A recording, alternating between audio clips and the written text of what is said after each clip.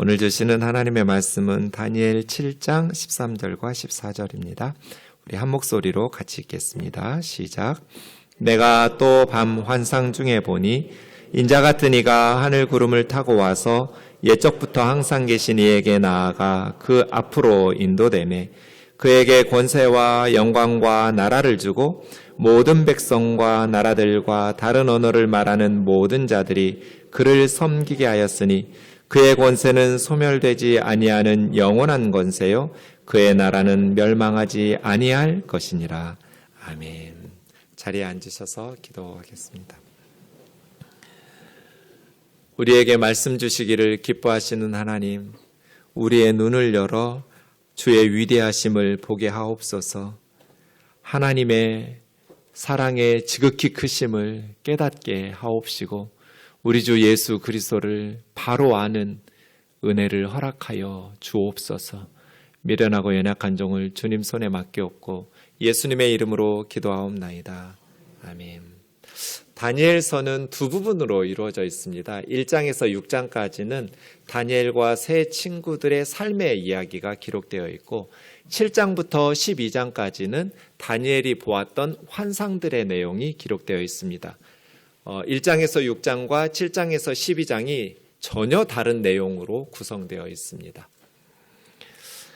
가끔 교회에서 이런 말을 듣습니다. 성경은 지식이 중요한 것이 아니라 실천이 중요하다고. 언뜻 보면 맞는 말 같지만 매우 위험한 말입니다. 성경 지식이 중요한 게 아니야. 순종하면서 실천하는 게 중요한 거야. 왜 이 말이 위험하냐면 올바른 성경 지식이 없는데 무엇을 실천하겠다는 거예요. 성경 공부 게을리 해도 되는 것처럼 행함이 중요한 거니까 지식은 중요하지 않아. 오히려 지식은 교만하게 만들고 잘못 배우니까 지식이 교만하게 하죠. 바르게 성경을 배웠는데 어떻게 교만해질 수 있어요. 그래서 아예 성경에 대한 무지와 성경을 게으르게 이렇게 묵상해도 되는 것처럼 생각하는 것은 매우 위험한 일입니다. 올바른 신학은 성경을 더 바르고 깊고 풍성하게 이해해서 복음에 합당한 사고와 복음에 합당한 삶을 살도록 하지요.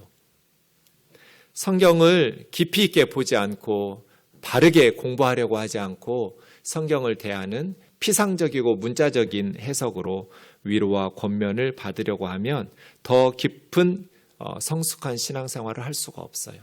하나님의 말씀을 모르는데 어떻게 하나님의 뜻을 알 수 있고 어떻게 더 깊은 하나님의 말씀을 통해서 하나님과의 사랑의 사귐을 나눌 수 있겠어요.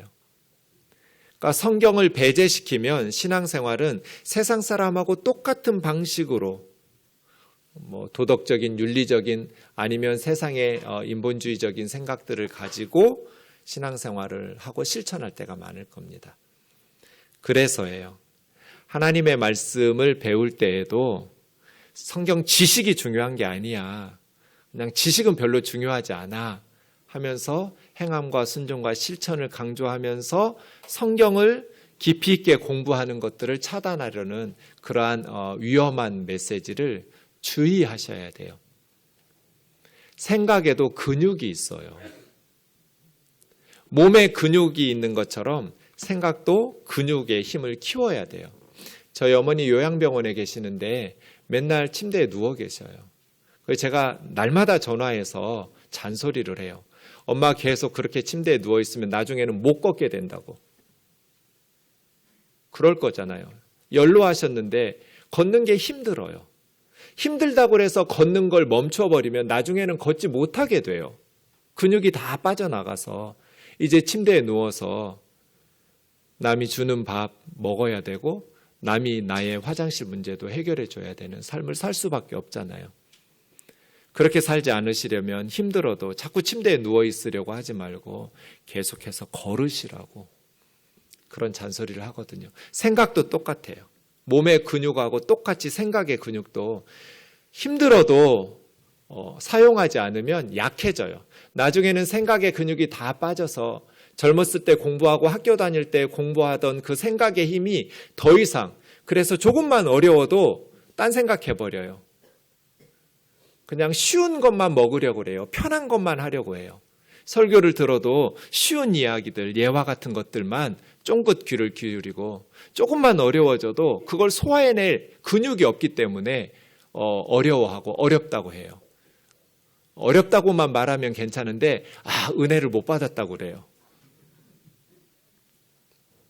그래서 힘들어도 생각하는 근육을 사용하셔야 점점 그 근육이 강해져서 어려운 것들도 소화시켜낼 수 있는 건강한 성숙한 그리스도인이 될 거거든요.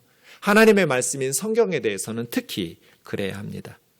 제가 이런 말을 하고 설교를 시작하는 이유는 오늘은 신학적인 이야기를 좀 할 거거든요. 1970년대에 유대 신학자들에게 새로운 운동이 일어났습니다. 대표적인 사람이 독일의 유대인 샬롬 벤 코힌이라는 사람인데요. 이 코린이라는 사람이 브루더 지저스, 형제 예수, 유대인의 관점에서 본 나사렛 사람, 형제 예수 이런 책을 씁니다. 샬롬 벤 코린뿐 아닙니다. 다른 유대인 신학자들이 동시에 여러 권의 책들을 비슷한 책들을 내기 시작합니다. 그들의 주장은 이겁니다. 예수를 다시 우리 유대교로 되찾아와야 된다. 기독교인들에게 유대인인데 예수님은 우리 유대인 예수를 빼앗기면 안 된다. 원래 예수는 본인이 메시아라고 주장한 적이 없다. 오히려 본인이 하나님의 아들이라거나 메시아라기보다는 예수는 복음서에 보면 자신이 종말에 올 메시아를 예언한 선지자 중에 한 사람이거나 율법을 개혁적으로 해석한 율법 선생 랍비 중에 한 사람이었다. 그렇다면 우리가 예수를 배척할 필요가 없다. 기독교의 진정한 창시자는 예수가 아니라 예수의 제자들과 특히 사도 바울이다.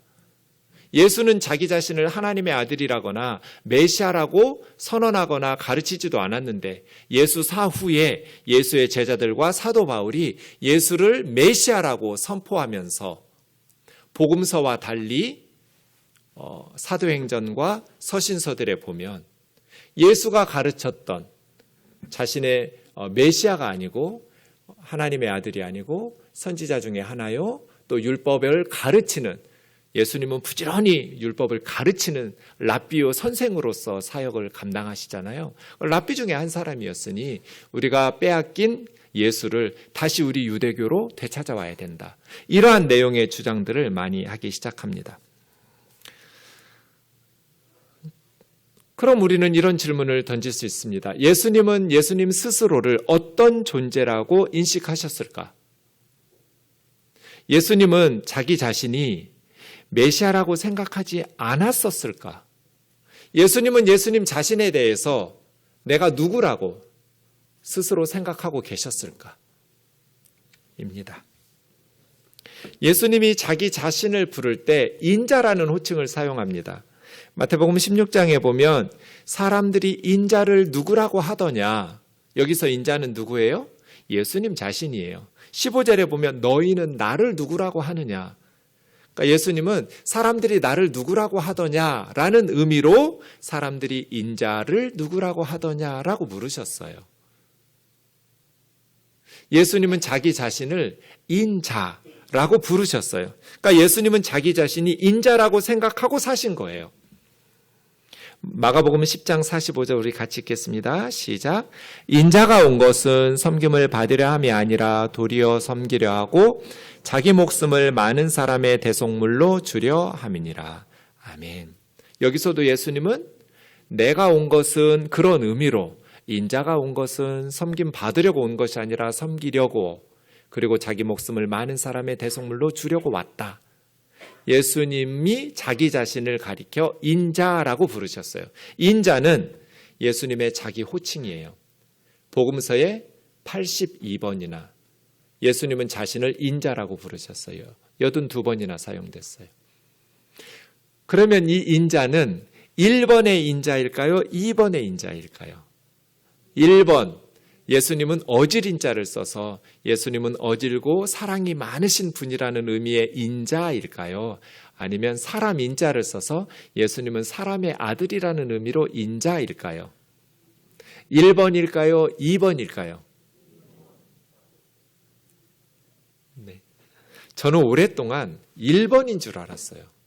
그래서 성경 읽을 때마다 엄청 감동받았어요. 그래, 우리 예수님은 어질고 사랑이 많으신 인자하신 분이지. 어느 날 대학에 가서 영어 성경을 읽었더니 Son of Man인 거예요. 인자가 어질 인자가 아니었어? 사람 인자였어? 깜짝 놀랐어요. 그동안 내가 받았던 은혜는 뭐지? 이런 생각했어요. 네. 그러면 예수님이 자신을 사람의 아들, 인자라고 그렇게 자주 말씀하신 이유는 뭘까요? 저는 이런 설교를 여러 번 들었어요. 나중에 예수님이 사람인 아들 자, 사람의 아들, 인자라고 말씀하신 것을 이렇게 설명하시면서 이것은 예수님이 신성을 가지고 계신 하나님의 아들이지만 사람의 아들이라고 거듭거듭 자신을 말씀하심으로써 예수님의 인성을 강조하는 겸손하시고 자신을 낮추시는 예수님의 모습을 가르치는 호칭이라고. 예수님의 인성을 강조하는, 그래서 예수님의 겸손하심을 배울 수 있는 호칭이라고. 그리스도인은 겸손해야 한다고. 이런 설교들을 들었는데 여러분, 이 설교가 맞았을까요? 틀렸을까요? 예수님은 왜 자기 자신을 인자라고, 사람의 아들이라고 부르셨을까요? 예수님은 한 번도 나 메시아가 이르노니 이렇게 말씀하신 적이 없어요. 나 하나님의 아들이 가라사대 이렇게 말씀을 시작하신 적도 한 번도 없어요. 언제나 예수님은 사람의 아들인 내가 이르노니 인자가 가라사대 이렇게 말씀하셨어요. 그래서 샬롬 벤 코린 같은 유대 학자들이 예수는 자기 자신을 메시아로 인식하지 않았다. 자기 스스로가 메시아라고 인식하면서 했다면 적극적으로 메시아라고 자기를 가르쳤을 거다. 어때요, 여러분? 그런데 인자라는 번역은 좀 부정확해요. 정확하게 인자라는 단어를 번역하면 그 사람의 아들, 그 인자라고 번역해야 돼요. 정관사 호가 항상 있어요. 예수님이. 그 사람의 아들. 호 히오스 투 안스로포라고 해서요. 이 뒤에 나오는 투는 그 앞에 있는 호하고 장단을 맞추기 위해서 한 거니까 그 사람의 그 아들 이렇게 하지는 않아요. 그냥 그 사람의 아들이라고 번역하는 게 옳아요. 그래서요. 예수님이 그냥 단순히 나는 사람의 아들이야 인성을 강조하기 위해서 인자라고 자기 호칭으로 삼으신 것이 아니라 나는 그 사람의 아들이야. 이 말은 무슨 뜻이에요? 구약 성경에 예언된 바로 그 사람의 아들이라고 예수님은 콕 찍어서 말씀하시는 거예요. 나는 그냥 사람이야, 사람의 아들이야가 아니라 나는 그 사람의 아들이야. 콕 찍은 거예요. 그러면 예수님을 인자, 장차 오실 메시아를 사람의 아들이라고 예언한 구약의 성경은 어디일까요? 바로 오늘 우리가 좀 전에 읽었던 다니엘 7장 13절 14절이에요. 다니엘 7장 1절 보시면 바벨론 벨사살 왕 원년에 다니엘이 오늘 본문의 환상을 보았습니다. 여러분 말씀드렸듯이 다니엘은 10대 중반쯤 바벨론에 끌려갔을 거예요. 그때 바벨론 제국이 시작됐어요. 그리고 바벨론 제국은 70년 정도 유지된 제국이에요. 벨사살 왕은 바벨론의 마지막 왕이고 한 10년쯤 통치했어요. 그러니까 벨사살 원년이라면 바벨론 제국이 60년쯤 진행된, 멸망하기 10년 전이니까요. 그럼 다니엘의 나이는 몇 살이겠어요? 바벨론 제국이 시작할 때 포로로 605년에 끌려갔을 때 10대 중반이었어요. 그리고 60년이 지났어요. 그러면 다니엘은 지금 몇 살이에요? 70대 중반이에요. 그러니까 평생 다니엘이 기도하면서 경건과 영성이 축적되면서 70이 넘었어요. 기도하기 위해서 사자굴에 들어가는 것을 감수하고 목숨 걸고 하나님 앞에 기도하면서 평생 하루에 3번씩 기도하고 하나님의 말씀에 순종하면서 하나님을 섬겼던 영성과 경건이 축적된 노인을 뭐라고 불러요? 무시무시한 사람이라고 불러요. 엄청난 영적인 거인이에요. 젊어서부터 목숨 걸고 하나님 앞에 기도하면서 하나님 한 분만을 바라보면서 경건과 영성이 축적된 노인은요, 나라의 전체 군사력보다도 더 강력한, 더 중요한 인물이 돼요. 우리도 마찬가지예요. 평생 기도와 말씀으로 경건에 힘쓰면서 영성이 축적되면서 늙어가는 노인은 영적인 거인이 돼요. 그 나라와 그 사회의 가장 중요한 인물이 돼요. 세상의 그 어떤 제국의 군대도 무너뜨릴 수 없는 위대한 하나님의 일꾼이 돼요. 다니엘이 그렇게 70이 넘었어요. 평생 경건과 영성이 축적된 영적 거인이 되었어요. 이제부터 하나님은 다니엘에게 놀라운 환상을 보여주시기 시작해요. 예수님께서 자기 호칭으로 삼으신 게 다니엘이 보았던 환상이에요. 엄청난 환상이죠. 다니엘 정도로 준비는 되어 있어야 하나님께서 이런 환상을 보여주실 수 있는 내용들이에요. 13절 14절 보시죠. 내가 또 밤 환상 중에 보니 인자 같으니, 여기 사람의 아들이에요. 그러니까 다니엘의 환상 속에 보인 건 사람이에요.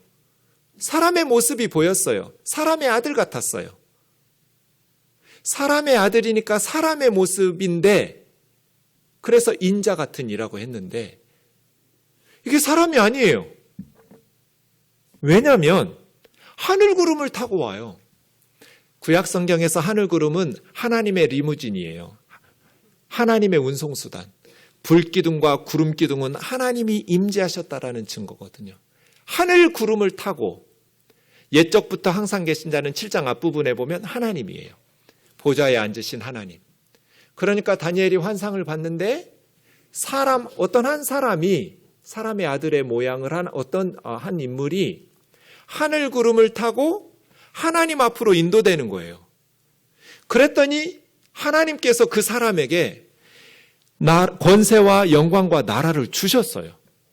권세, 영광, 나라를 주시고 모든 백성, 모든 나라, 다른 언어를 사용하는 지구상의 모든 사람들이 그 사람을 예배하고 경배하며 섬기게 만들었어요. 그런데 이것이 뭐 잠시 동안이 아니고 영원한 권세, 영원한 나라예요. 그러니까 영원히 모든 백성과 나라들과 모든 언어를 사용하는 세상 사람들이 그 사람을 엎드려 경배하며 섬기는 거예요. 얼마만큼? 영원히. 그의 권세는 소멸하지 않을 권세, 그의 나라는 멸망하지 않는 영원한 나라예요. 이런 환상을 본 거예요. 이 할아버지 다니엘이. 다니엘이 어땠을까요? 15절 반응이 나와요. 나 다니엘이 중심에 근심하며 내 머릿속의 환상이 나를 번민하게 한지라. 너무나 미칠 정도로 괴로웠어요. 왜 다니엘이 이렇게 근심하면서 괴로워했을까요? 다니엘은 평생 동안 한 번도 상상해보지도 않았던 일이에요. 다니엘은 어려서부터 이 지구상에 유일하신 하나님은 여호와 하나님 한 분이에요. 유일신 신앙이에요. 그래서 친구들 품물불에 들어간 거예요. 다른 우상에게 절하지 않으려고. 자기는 사자굴에 들어갔다 나온 거예요. 다른 신에게 기도하지 않고 하나님에게만. 다니엘은 어려서부터 지금까지 할아버지 될 때까지 지구상의 다른 어떤 나라가 만든 신들도 다 인간들이 만들어낸 가짜예요. 모든 나라, 모든 백성, 모든 언어가 다른 사람들이 엎드려 섬기며 경배해야 될 분은 오직 여호와 하나님 한 분이에요. 십계명에서 말씀하셨잖아요. 나 외에 다른 신을 내게 두지 말라. 나는 유일한 여호와이니 성경은 거듭거듭 하나님은 유일하신 하나님이라고. 다니엘은 어려서부터 그렇게, 다른 모든 신들은 사람들이 만들어낸 허구이지만 하나님은 유일하신 참 하나님이시다. 그러니 모든 백성, 모든 나라, 모든 언어를 사용하는 인간들은 하나님께만 섬기고 예배하고 경배해야 하잖아요. 그런데 지금 다니엘이 환상을 봤어요. 한 사람의 아들이 하늘 구름을 타고 하나님 앞에 인도되매 하나님께서 그에게 권세와 영광과 나라를 주셨는데, 모든 백성, 모든 나라, 모든 다른 언어를 사용하는 지구상의 모든 인간들이 그 사람을 섬기며 경배하고 예배하는 것. 그것도 영원히. 다니엘이 얼마나 충격을 받았겠어요. 저 사람이 누구지? 저 사람의 아들이 누구이길래 하나님께서, 하나님이 받으셔야 될, 마땅히 모든 피조물들은 하나님만 경배해야 하잖아요. 그런데 도대체 저 사람의 아들이 누구길래 하나님께서 그에게 모든 백성, 모든 나라, 모든 언어로 그를 섬기며 예배하게 하시냔 말이에요. 다니엘이 번민해요, 안 해요? 하죠. 한 번도 이런 생각을 해본 적이 없었으니까. 이분 누구예요? 이 사람의 아들 다니엘이 보았던 인자 같은 이가 누구냐고요? 예수 그리스도예요. 좀 전에 했던 질문을 다시 던져볼게요. 예수님은 자기 스스로를 어떤 존재라고 인식하고 계셨어요? 예수님은 스스로를 메시아라고 생각하지 않으셨나요? 인자라는 호칭을 통해서 예수님은 나는 단순히 사람의 아들이 아니라 다니엘이 환상 속에서 보았던 다니엘 7장 13절 14절에 나오는 바로 그 사람의 아들이라고 인식하고 가르치신 거잖아요. 그렇다면 예수님이 자신을 인자라고 82번이나 말씀하시면서 언급하시면서 가르치신 것은 예수님의 인성을 강조하면서 겸손하게 낮추시기 위해서 너희도 나처럼 겸손하게 살라고 하신 게 아니죠. 이 설교는 틀렸어요.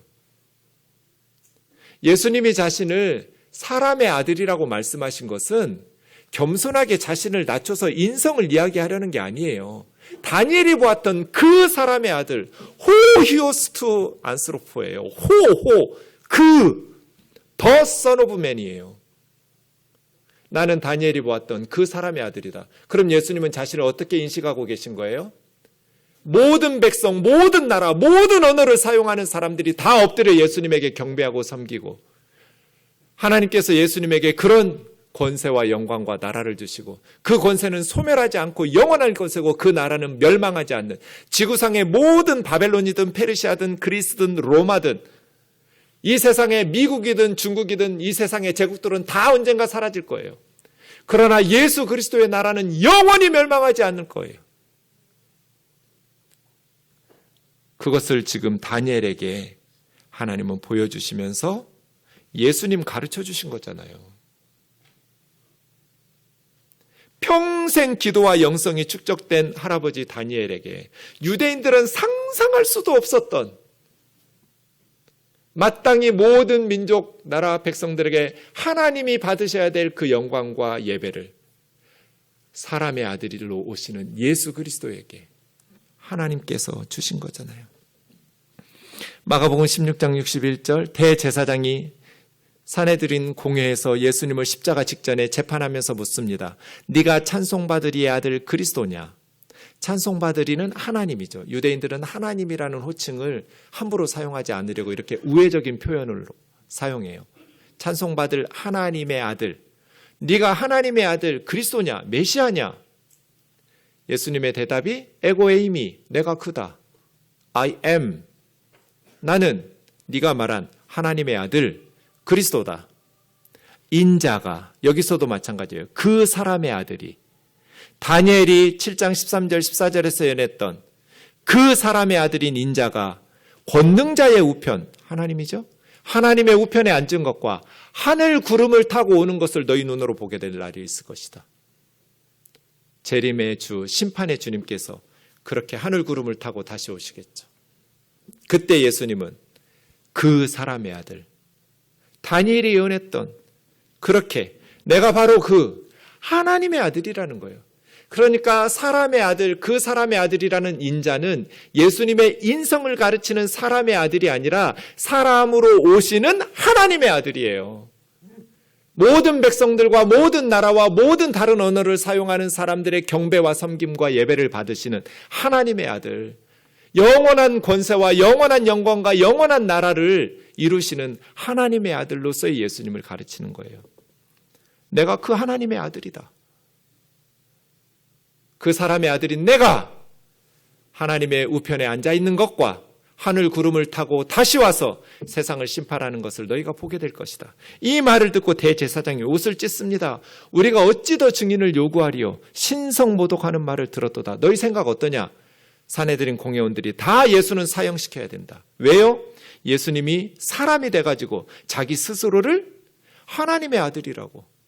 네가 찬송받으리의 아들, 하나님의 아들 그리스도냐? 내가 그이다. 내가 하나님의 아들이라. 그러면 네가 말하는 하나님도 하나님이고 사람, 우리 눈에 사람으로 온 너도 하나님이고 하나님 둘이 되잖아요. 그러니 신성모독이죠.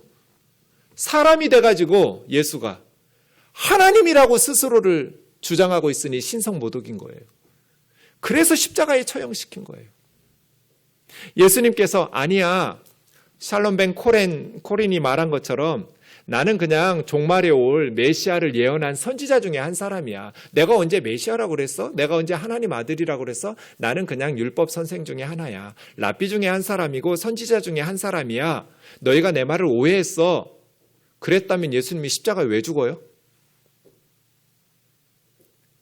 예수님이 유대교 신학자들이 말한 것처럼 하나님의 아들도 아니고 메시아도 아니고 그냥 선지자 중에 한 분이고 랍비 중에 한 분이라고 주장했다면 예수님은 십자가에 죽을 일이 없어요.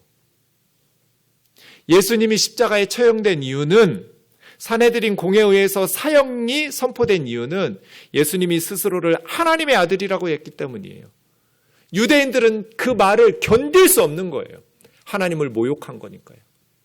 감히 인간이 하나님이라고 그래? 신성모독이죠.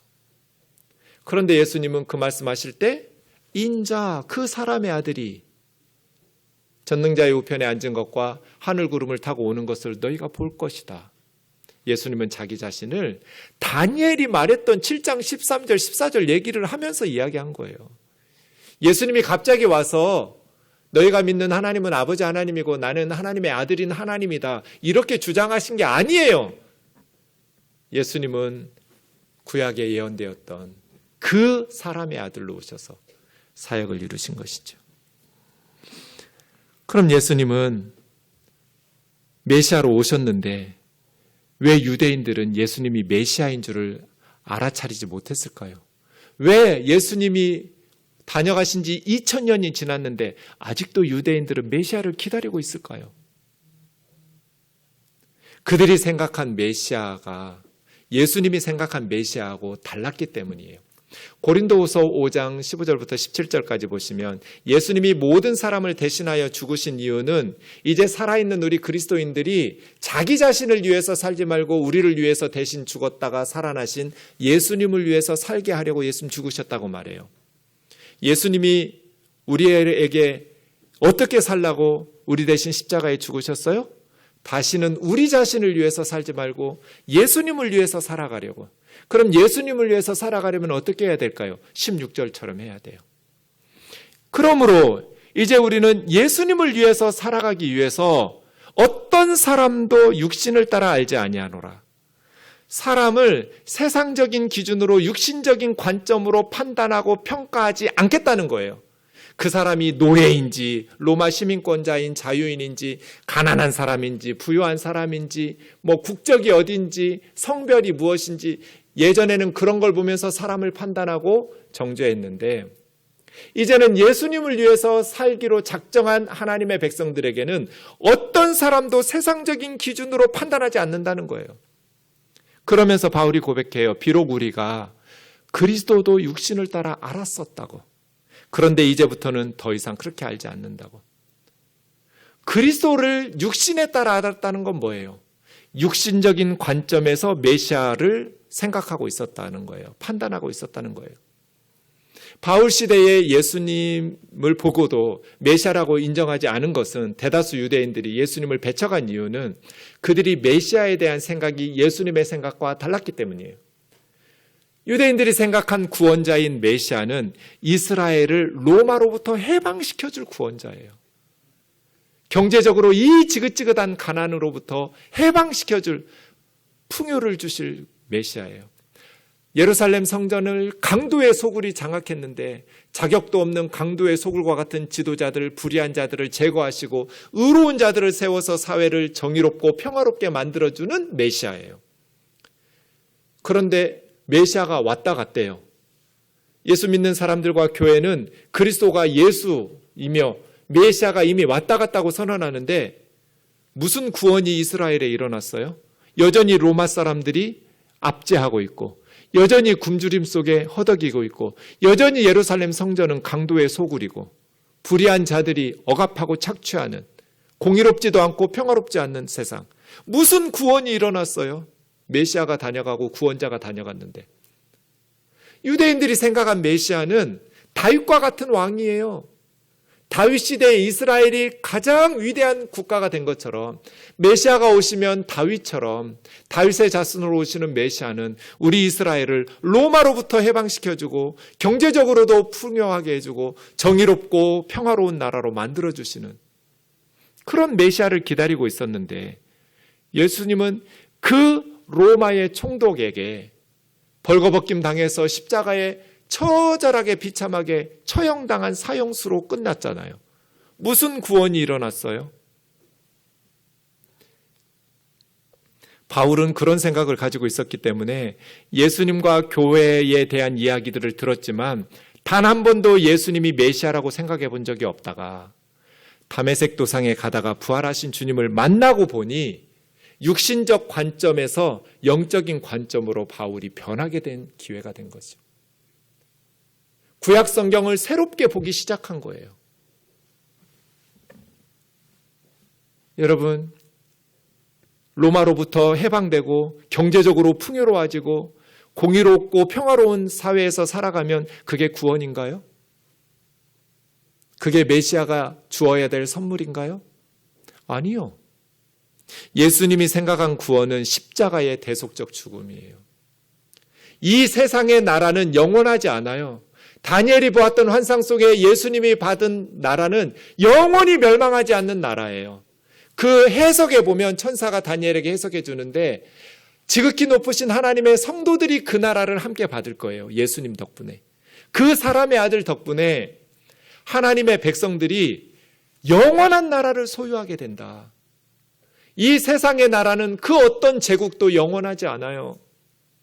예수님이 주시는 나라는 그래서 세상의 정치적인 자유나 경제적인 풍요나 사회적인 공의나 평화가 아니라 우리 죄를 대신하여 십자가에서 하나님의 형벌을 받아주심으로써 하나님과 원수되었던 우리를 하나님의 자녀로 삼아 영원히 멸망하지 않는 하나님의 나라를 상속받게 하는 것이 예수님의 구원이었어요. 예수님이 우리에게 주시고자 한 메시아의 사역은 십자가에서 우리 죄를 대신하여 하나님의 형벌을 받는 십자가 사건이 바로 메시아의 구원 사건이었어요. 바울이 이것을 깨닫고 그런즉 누구든지 그리스도 안에 있으면 새로운 피조물이라 이전 것은 지나갔으니 보라 새 것이 되었도다. 예전에 내가 예수님을 몰랐을 때는 육신적인 관점에서 세상적인 기준에서 세상을 살고 있었는데 이제는 부활하신 주님을 만나고 영적인 관점을 가진 후에는 사람들을 보는 판단 기준이 달라져 버렸어요. 노예이든지 로마 시민권자이든지 부유하든지 가난하든지 많이 배웠든지 못 배웠든지 차별이 없어졌어요. 모든 사람이 그리스도 예수 안에서 새로운 피조물로 빚어졌어요. 자기도 새로 태어났어요. 왜 유대인들은 예수님을 경험하면서도 메시아인 줄을 알아보지 못하고 지금까지도 메시아를 기다리고 있는가? 육신적 관점에서 메시아를 기다리고 있기 때문이에요. 바울의 고백처럼. 그래서 메시아인 줄을 몰랐어요. 그리스도도 그렇게 보고 있기 때문에. 정리해 보겠습니다. 예수님은 나는 그 사람의 아들이라고 가르쳤습니다. 스스로 그렇게 인식하셨고 제자들에게도 그렇게 가르치셨어요. 예수님 외에 인자라는 표현 앞에 정관사 호를 집어넣어가지고 말한 어떤 유대문헌도 없어요. 예수님만 이렇게 독특하게 자기 자신을 부르셨어요. 내가 그 사람의 아들이라고. 이 말은 나는 하나님의 아들이라는 뜻이에요. 둘 중 하나죠. 예수님의 이 말씀이 참이든지 거짓이든지. 예수님의 말씀이 참이라면 예수님은 우리의 구원자죠. 예수님의 말이 거짓이라면 예수님은 우리의 구원자가 아니에요. 예수님의 말이 거짓이라면 둘 중 하나예요. 예수님이 자기가 하나님의 아들이 아니라는 걸 알고 하나님의 아들이라고 거짓말했든지, 예수님은 자기가 하나님의 아들이라는 것도 모른 채 하나님의 아들이라고 떠들면서 가르쳤든지, 만일 예수님이 자기 자신이 하나님이 아니라는 것을 알면서 하나님의 아들이라고 가르쳤다면 예수님 사기꾼이에요. 만약 예수님이 자기가 하나님의 아들이라는 것도 모르면서 자기가 하나님의 아들이라고 그렇게 말했다면 예수님 정신병자예요. 예수님이 사기꾼인가요? 사기꾼은 통일교의 문선명이나 신천지의 이만희처럼 쳐요. 사기를 쳐서 부귀영화를 누리죠. 예수님처럼 사기치지 않아요. 예수님이 정신병자인가요? 정신병자들은 그렇게 바리새인들하고 율법 선생들하고 율법 논쟁 토론에서 이길 수가 없어요. 말이 일관될 수가 없어요.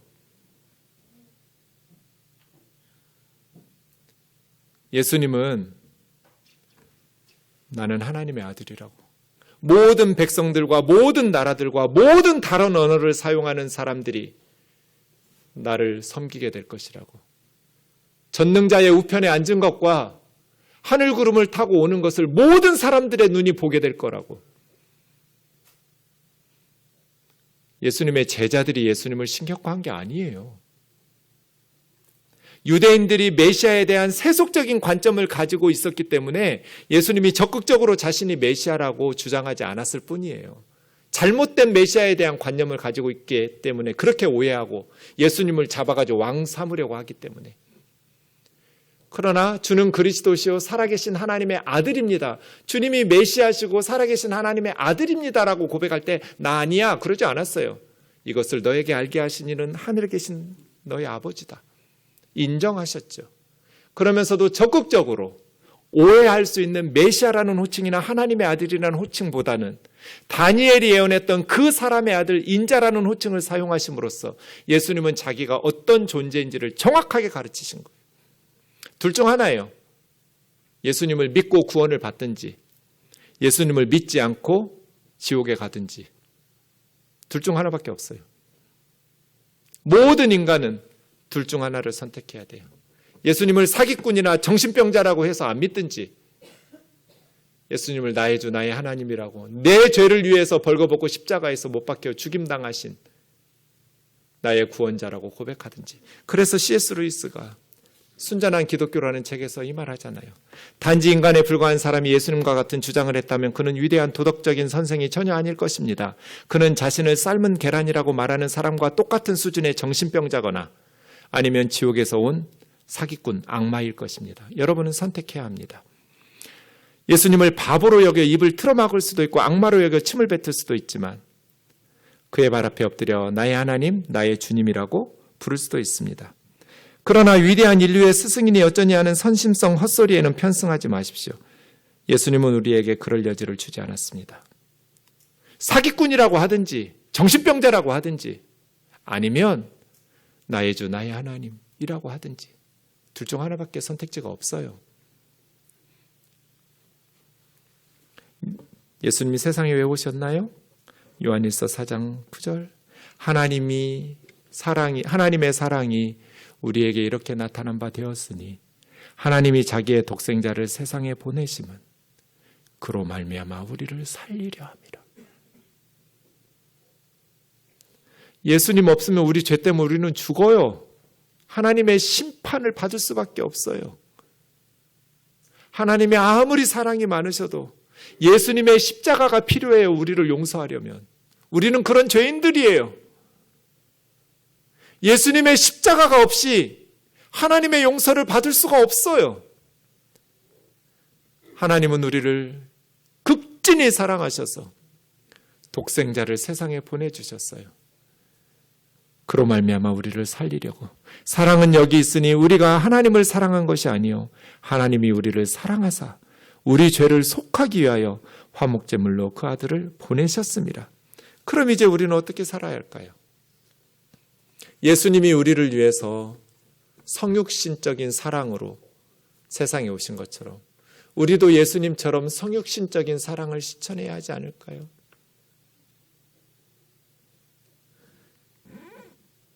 아이들이 엄마하고 대화가 안 되고 아빠하고 대화가 안 된다는 이유가 뭐예요? 아이의 심정을 이해를 안 하려고 하니까. 성육신을 안 해요. 낮아지지를 않아요. 그 입장으로 돌아가지를 않아요. 왜 부모님들은 자녀들이 내 마음을 모른다고 할까요? 부모의 마음을 이해하려고를 안 해요. 자기 생각밖에 안 해요. 성육신을 안 해요. 부유한 사람은 가난한 사람들의 심정을 몰라요. 배운 사람들은 못 배운 사람들의 심정을 몰라요. 나는 정규직이니까 비정규직인 사람들의 그 속타는 마음을 몰라요. 성육신을 안 해요. 그가 우리를 위하여 목숨을 버리셨으니 우리가 이로써 사랑이 무엇인지를 알고 우리도 형제들을 위하여 목숨을 버리는 것이 마땅하니라. 누가 이 세상의 재물을 가지고 형제의 궁핍함을 보고도 도와줄 마음을 닫으면 하나님의 사랑이 어찌 그 속에 거하겠느냐. 자녀들아, 우리가 말과 혀로만 사랑하지 말고 행함과 진실함으로 사랑하자. 이것이 예수님의 십자가의 사랑에 대한 진정한 감사의 방식이에요.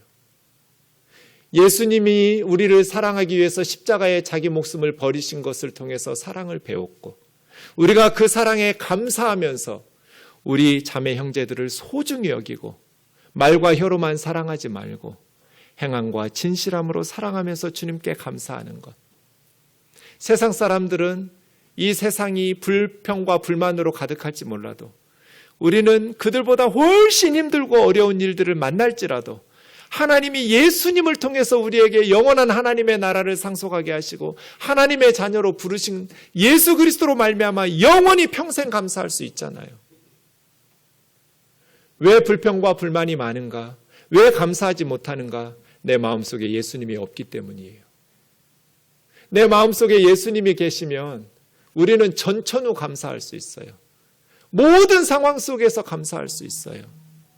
예수님이 우리 안에 거하시고 예수님이 내 안에서 나를 향한 그 사랑을 뜨겁게 기억나게 하시면 말이에요. 우리도 그 사랑으로 성육신적 사랑을 실천하는 우면동 교우들 되기를 원합니다. 하와이의 섬에 한 선교사님이 들어갔습니다. 그 섬은 문둥이들만 사는 나병 환자 섬입니다. 하나님이 여러분을 사랑하셔서 예수님을 십자가에 내어주셨습니다. 복음을 전하는데 안 받아들입니다. 너는 건강하니까 하나님이 사랑한다고 말하지. 우리처럼 문둥병에 걸렸는데 무슨 하나님이 우리를 사랑하느냐고. 그날부터 선교사가 기도합니다. 하나님, 저에게 문둥병을 주세요. 그런 기도는 응답 안 하셔도 될 것 같은데 하나님 응답해 주셨어요. 똑같이 전합니다. 나도 이제 여러분하고 똑같이 나병 환자가 됐습니다. 하나님은 우리를 극진히 사랑하셔서 그의 아들 예수 그리스도를 세상에 보내주셨습니다. 그 섬이 다 예수님을 믿었습니다.